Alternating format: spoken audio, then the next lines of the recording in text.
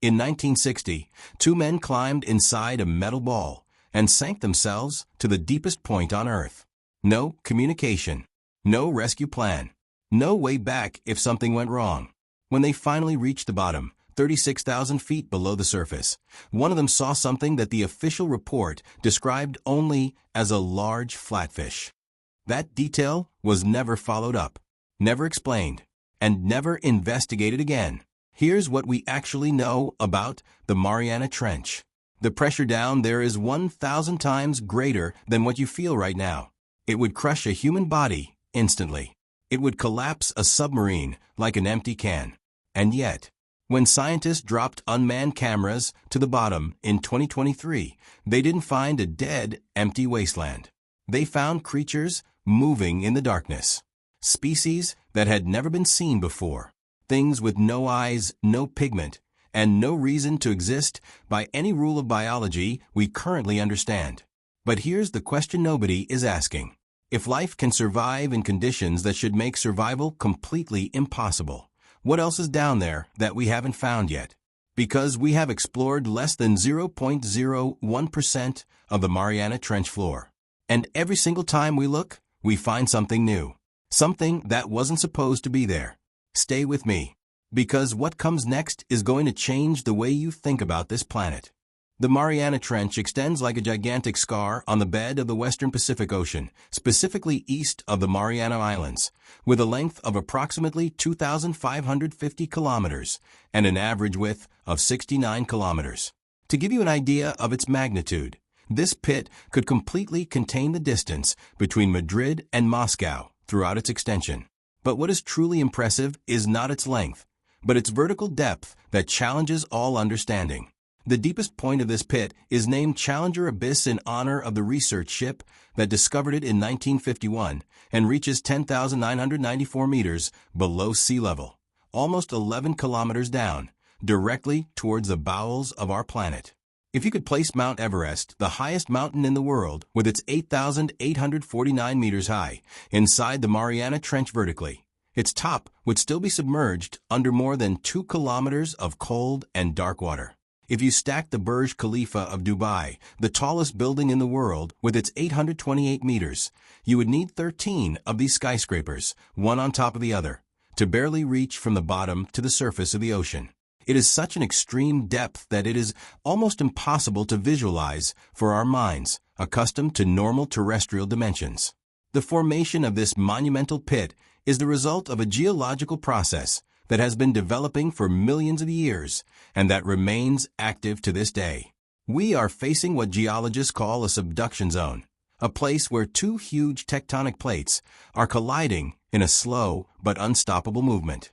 The Pacific Plate, denser and heavier due to its composition of oceanic basalt rock, slides below the Philippine Plate, which is lighter, sinking into the terrestrial mantle at a rate of between 2 and 8 centimeters per year. This movement may seem insignificant in human terms, but over millions of years, it has created the deepest abyss on the planet and continues to make it deeper and deeper with the passage of geological time. This process not only creates the deepest oceanic depression on Earth, but also generates an intense seismic and volcanic activity throughout the surrounding region, producing frequent underwater earthquakes, volcanic eruptions, and constant telluric movements that show that our planet is a living and dynamic organism in constant transformation. Despite being on our own planet and being theoretically accessible with the right technology, the Mariana Trench remains one of the most unexplored places on Earth. Only 4 people in all of humanity have descended to the deepest point of the Challenger Abyss, which makes this place more exclusive than the outer space in terms of human visitors. The first manned expedition was carried out by Jacques Picard and Don Walsh in January 1960 aboard the Batiscafo Trieste, descending for almost 5 hours to the bottom, where they remained barely 20 minutes before starting an ascent of more than 3 hours. 52 years later, in 2012, filmmaker James Cameron descended alone aboard the Deep-Sea Challenger, remaining for almost 3 hours at the bottom and capturing the first high-definition images of this alien world. And in 2019, explorer Victor Vescovo carried out multiple immersions as part of his Project 5 Deeps expedition, establishing new depth records with even more precise measurements. The reason why so few people have visited the pit is that descending 11 kilometers deep presents more complex and dangerous technical challenges than traveling to outer space. At that depth, the water pressure reaches approximately 1,100 atmospheres, which is equivalent to more than 8 tons of pressure per square centimeter of surface, a force so enormous that it is difficult to visualize. Imagine the weight of 50 Boeing 747 aircraft fully loaded, concentrated on the area of your mobile phone. That is the pressure magnitude that any structure that descends to the deep-sea Challenger must bear. The submersibles designed for these depths are built with titanium spheres with walls up to 15 centimeters thick, where each weld must be perfect and each component tested multiple times, because the slightest mistake would result in a catastrophic and instantaneous implosion. But against all odds and defying all apparent logic, life not only exists at the bottom of the Mariana Trench, but it thrives in extraordinary and fascinating ways. The creatures that inhabit these extreme depths have developed adaptations so extraordinary that they literally seem to come from another planet. The most surprising inhabitant of these depths is undoubtedly the snailfish, which holds the absolute record of being the vertebrate fish that lives at greater depth ever recorded in history. In 2017, a scientific expedition managed to film a specimen swimming quietly at 8,134 meters deep, setting a record that is probably very close to the absolute physical limit where fish can survive. It does not have a swimming bladder because any gas-filled cavity would be instantly compressed to those depths. So instead, its body is mainly composed of water and tissues that have the same density as the surrounding water, allowing it to float neutrally without effort. The snailfish is not only in the abyssal depths, it shares its habitat with giant amphibians, small crustaceans that look like shrimp but reach extraordinary sizes in the depths. While the amphibians typical of coastal areas measure only a few millimeters, the amphibians of the Mariana Trench can reach more than 30 centimeters in length, a phenomenon known as abyssal gigantism, which is also observed in giant isopods that can measure up to 50 centimeters. To put this into perspective, it would be like finding an ant the size of a domestic cat, a scale transformation that defies our expectations about these animals. These giant amphibians are opportunistic scavengers that feed on any organic matter that descends from the upper areas of the ocean, and when a fish corpse or any other animal reaches the bottom, it becomes a real devouring plague, literally emerging from the surrounding darkness in a matter of minutes when they detect food. Another fascinating creature that inhabits these depths is the abyssal sea cucumber, an equinoderm related to the stars of the sea that slowly drags along the seabed, feeding on sediments. The extraordinary thing about these animals is their incredible abundance, reaching more than 90% of the total biomass visible in certain areas of the deep ocean floor. While on the surface of the ocean, we find an incredible diversity of colorful fish, vibrant corals, and an explosion of life in all directions. At the bottom of the Mariana Trench, the landscape is dominated by these slow-moving creatures that tirelessly process the sediments of the seabed, extracting up to the last trace of useful nutrients. But living creatures are not the only surprising thing at the bottom of the Mariana Trench. We also find hydrothermal fumaroles, or black chimneys, cracks in the seabed from which superhot water filled with mineral springs from the inside of the earth.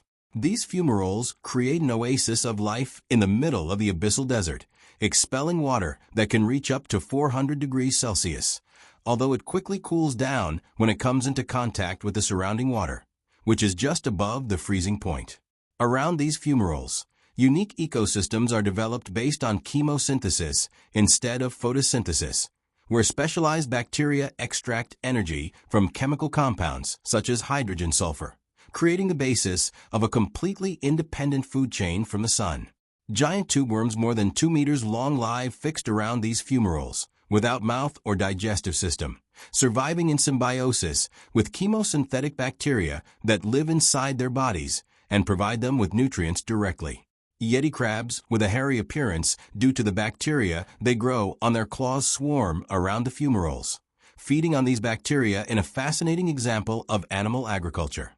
Giant mussels and clams form dense banks, filtering water to capture bacteria and chemical compounds. It is an ecosystem that functions under fundamentally different principles to those that govern life on the surface, demonstrating that life can thrive in the most extreme imaginable conditions as long as there is a source of energy available, even without the intervention of the sun. In addition to these permanent abyssal creatures, the depths of the pit are occasionally visited by larger animals that descend from higher areas in search of food. Deep water sharks, such as the eel shark, a primitive species that can reach 4 meters in length with a flexible body and jaws full of sharp teeth like needles, have been detected at depths of more than 1,500 meters and occasionally descend even deeper. Giant and colossal squids with eyes the size of football balls, the largest in the animal kingdom, adapted to capture the smallest amount of light in the dark depths, hunt in the middle waters of the ocean, and can reach lengths of up to 14 meters and weigh more than 700 kilos, making them some of the largest invertebrates on the planet and true sea monsters that inspired the legends of Kraken for centuries. Bioluminescence is extremely common among deep-water creatures, with more than 70% of the abyssal organisms producing some form of their own light through chemical reactions within their bodies. This is the abyssal rape fish. It is probably the most iconic example of bioluminescence used to attract prey, with its characteristic bioluminescent fishing rod that hangs in front of its mouth, containing luminous bacteria that shine in the dark, attracting curious fish directly to the jaws of the predator. But despite how remote and inaccessible the depths of the Mariana Trench seem, they are not safe from human impact. And this is perhaps one of the most sober lessons we have learned from recent expeditions. During his 2019 immersion, Victor Vescovo discovered something deeply disturbing at the bottom of the most remote place on Earth, a plastic bag and envelopes of sweets resting on the sediment of the Challenger abyss. Disturbing evidence that human contamination has reached even the deepest point of the ocean, where no human being had been for more than half a century. This marine abyss, which took millions of years to form through monumental geological processes, and which houses forms of life that evolved for eons in extreme conditions, perfectly adapting to its hostile environment, now contains traces of our civilization in the form of plastics that will take hundreds of years to degrade and chemical pollutants that will persist in the ecosystem for generations. The exploration of the Mariana Trench has dramatically expanded our understanding of the limits of life on Earth and has shown that organisms can adapt to much more extreme conditions than we thought possible just a few decades ago. The discovery of prosperous ecosystems based on chemosynthesis around hydrothermal fumaroles has revolutionized our understanding of the origin of life on our planet and has expanded the possibilities of where we could find life in other worlds of the solar system and beyond. If life can thrive in the bottom of the Mariana Trench without access to sunlight, at temperatures just above freezing point and under pressures that would crush most known organisms, then there is no reason to rule out the possibility that similar forms of life exist in the underground oceans of the Moon, such as Jupiter's Europa or Saturn's Enceladus. The Mariana Trench continues to be one of the great border territories of scientific exploration on our planet, a place where each new expedition reveals surprising discoveries about geology, biology, and the limits of what we consider possible in terms of life and adaptation. As the technology of deep submersibles continues to advance and the costs of these expeditions potentially decrease, it is likely that we will see more explorations of this abyss in the coming decades.